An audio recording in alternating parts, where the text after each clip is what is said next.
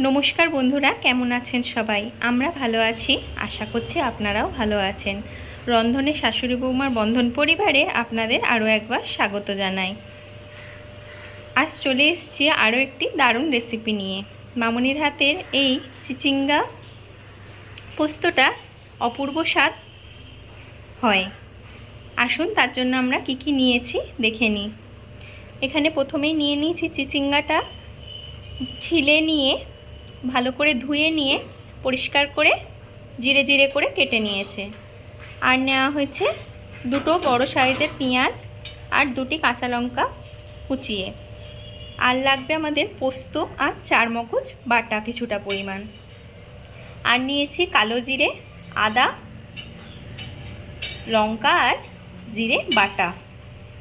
আর লাগবে আমাদের হলুদ গুঁড়ো, কাশ্মীরি লঙ্কার গুঁড়ো, জিরে গুঁড়ো দিলেও হয় না দিলেও হয়, কেননা বাটায় আমরা দিয়েছি, খুব সামান্য একটু দেব আমরা।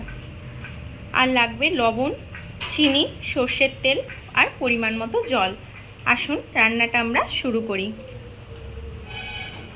এই দেখুন বন্ধুরা, মামনি প্রথমেই কড়া বসিয়ে দিয়ে কড়ার মধ্যে দিয়ে দিচ্ছে কিছুটা পরিমাণ সর্ষের তেল। তেলটা গরম করে নেব। এই দেখুন বন্ধুরা, মামনি এবার দিয়ে দিল তেলের মধ্যে কালো জিরে, এবার দিয়ে দিচ্ছে আদা বাটাটা। এবার হালকা করে আদাটা নেড়ে নিয়ে এবার এর মধ্যে দেবে পেঁয়াজ কুচিটা। পেঁয়াজ আর লঙ্কা কুচিটা তেলের মধ্যে দিয়ে মামনি হালকা করে নেড়ে নিচ্ছে।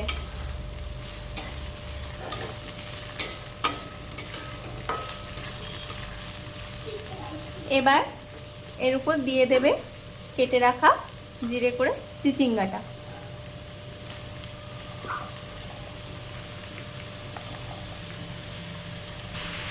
এবার চিচিঙ্গাটা হালকা করে পেঁয়াজের সাথে মিশিয়ে নিয়ে মামনি দিয়ে দিচ্ছে পরিমাণ মতো লবণ।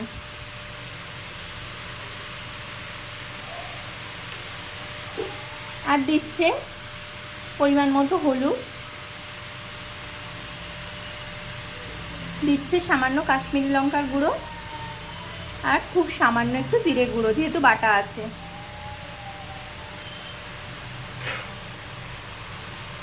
এবার মশলাটা ভালো করে চিচিঙ্গার সাথে মিশিয়ে নেবে।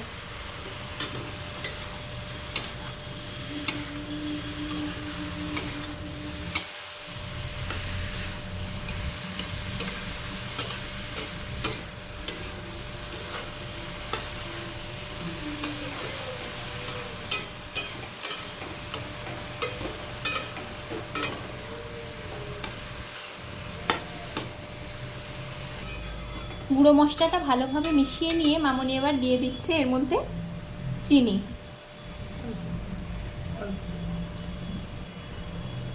এবার চিনিটা ভালোভাবে মিশিয়ে নিয়ে চিচিঙ্গাটা একটু নরম হয়ে গেলে, হলুদ মশলার গন্ধটা চলে গেলে দিয়ে দেবে সামান্য এক ছিটা মতো জল।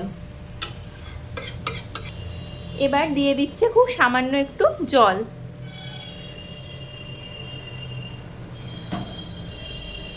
এবার মিনিট 10 জন্য ঢাকা দিয়ে দিচ্ছে। আসুন বন্ধুরা, দেখি আমাদের চিচিঙ্গাটা কত দূর হলো। এই তো চিচিঙ্গাটা সিদ্ধই হয়ে গেছে মনে হচ্ছে। হ্যাঁ, মামনি খানিক নেড়ে চেড়ে দেখে নিল। এবার এর মধ্যে দিয়ে দেবে বেটে রাখা চারমগজ আর পোস্তটা।